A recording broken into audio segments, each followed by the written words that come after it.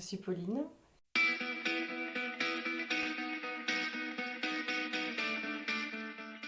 J'ai 32 ans.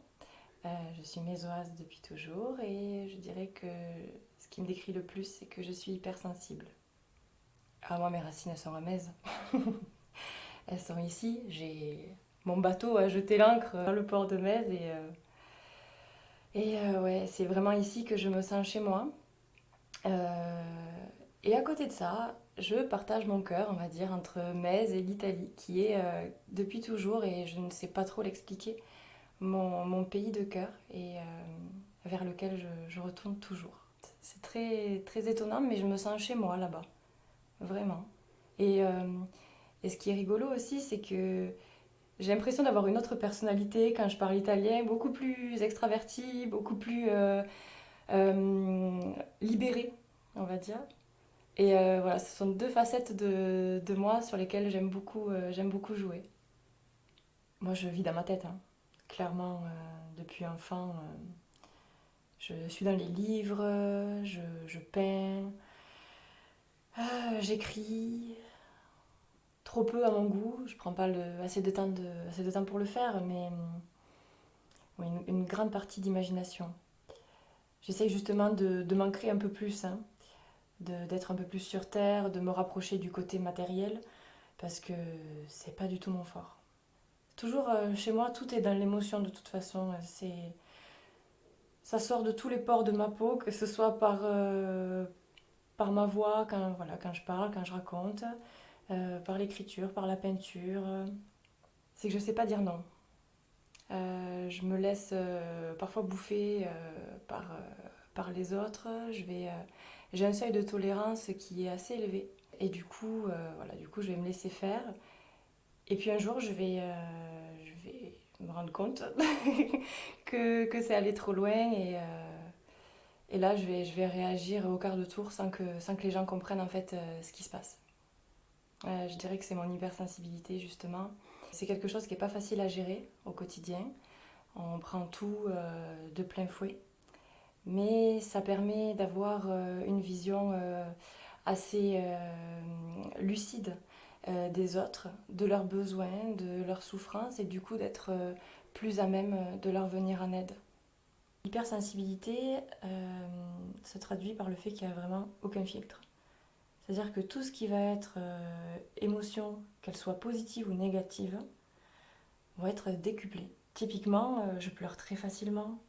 Je ne peux pas regarder des films d'horreur, par exemple. Je ne peux pas regarder des films trop à suspense où il y a des animaux qui meurent. Ça, c'est pas possible. À côté de ça, les joies, ce sont des feux d'artifice. Je m'émerveille d'un rien. Une fleur qui va avoir des pétales au bout carré, un arc-en-ciel, un nuage en forme je sais pas, de lapin, peu importe. Il y a vraiment la moindre chose va vraiment me faire pétiller le cœur. Des fois, j'ai même pas besoin de parler, je ressens l'autre en fait. Et la problématique aussi, c'est qu'il faut se protéger parce que je me fais vraiment polluer par les émotions des autres. Des fois, je me sens pas légitime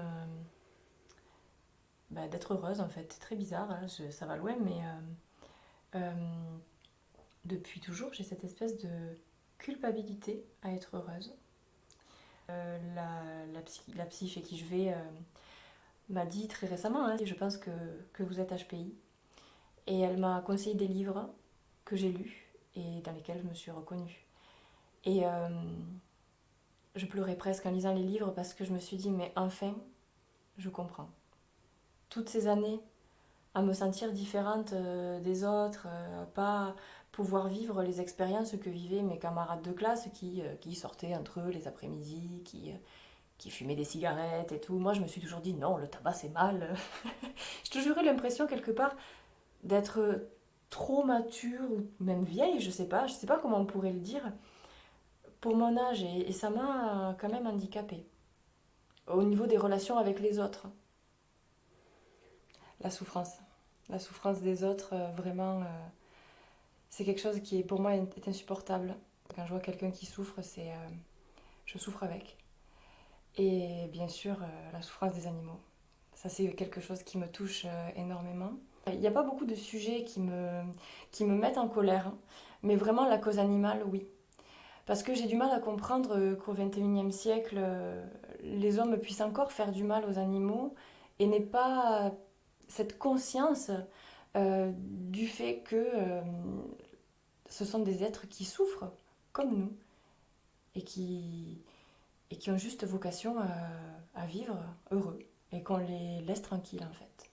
Et je suis devenue végétarienne aussi, parce que je me dis que chacun peut apporter sa pierre à l'édifice pour éviter de rajouter de la souffrance dans ce monde.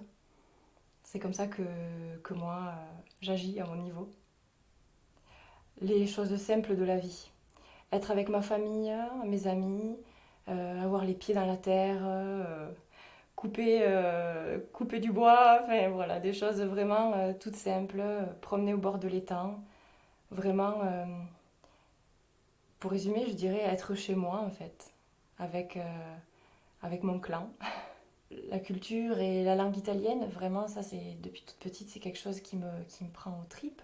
J'aime également beaucoup tout ce qui touche à la spiritualité, à la survivance de l'âme après la mort, tout ce qui est la médiumnité, voilà, le lien avec les âmes, les esprits, même notre propre âme, le fait de savoir s'écouter, savoir vraiment qui l'on est. Je lis beaucoup de livres à ce sujet et ça m'aide beaucoup aussi dans mon métier, qui est la réflexologie, où je reçois du coup des personnes qui sont en souffrance, que ce soit une souffrance physique ou une souffrance émotionnelle, psychologique. Voilà, ça me permet d'être vraiment, déjà moi, dans une posture très neutre, puisque en sachant qui je suis, je connais mes limites et je sais que ce que je ressens, du coup, c'est effectivement ce que la personne va venir dégager quand elle entre dans mon cabinet. Alors, physique, je ne suis pas très forte, hein. Je voulais coller à mon étiquette de fille fragile, douce, délicate, mais j'aime bien dire des gros mots, j'adore ça. J'aime bien être forte aussi, déménager des trucs. Voilà, ça me fait du bien aussi de libérer la puissance que j'ai en moi. Ça me fait me sentir forte et c'est rassurant de me dire que je peux déployer euh, une certaine force. Et force mentale, je dirais ma capacité à apprendre. J'apprends très facilement, j'adore apprendre. Et autant je peux apprendre des choses très, on va dire, théoriques, autant j'apprends également de mes erreurs. Et du coup, ça me permet de rectifier le tir quand je sens que je ne suis pas sur le bon chemin. Jusqu'à présent, tout ce que j'ai voulu, je l'ai eu, mais je l'ai eu par le travail. Et quand vraiment j'ai un objectif, je lésine pas dans mes efforts. Euh, je mets longtemps parfois à me décider, euh, parfois longtemps à fixer mes objectifs, parfois j'ai même pas d'objectif. Mais quand j'ai un objectif, finalement je sais mettre en œuvre les efforts nécessaires pour l'atteindre. Et aussi, je suis très entourée. Et je suis consciente que je suis aimée. De mon entourage, j'entends de ma famille, de mes amis. Et du coup, bon, ben, finalement, ce que peuvent penser les autres, ça ne m'atteint que quelques millisecondes. Quand ça va pas, euh, je me mets sous un plaid avec un chocolat chaud. Je réfléchis à moi et à comment je pourrais transformer ce qui ne va pas en avantage. Je ne me laisse pas abattre en fait. Euh, je suis voilà, très sensible et je prends tout de plein fouet. Ça ne m'empêche pas de rebondir derrière. Euh, Parce que les événements extérieurs, on ne peut pas les changer. Ce qu'on peut changer, c'est la façon dont on y réagit. Et ça, c'est quelque chose que j'ai la chance de comprendre assez jeune, finalement, dans ma vie. Il y en a qui le comprennent beaucoup plus tard. Et du coup, j'essaye de tabler là-dessus pour avancer. L'honnêteté. Je déteste le mensonge. C'est quelque chose que j'évite moi de faire le plus possible. Euh, Parce que je ne suis pas du tout alignée avec qui je suis quand je mens. Et du coup, quand les autres mentent, ça me met très mal à l'aise parce que bon, je le détecte très facilement. Du coup, je trouve que ça serait plus simple si on agissait tous en honnêteté. Ça éviterait des quiproquos, des tergiversations et de la perte de temps. Les gens, la famille, les amis, les animaux, ça a de la valeur. Tout le reste, ça va, ça vient, peu importe en fait.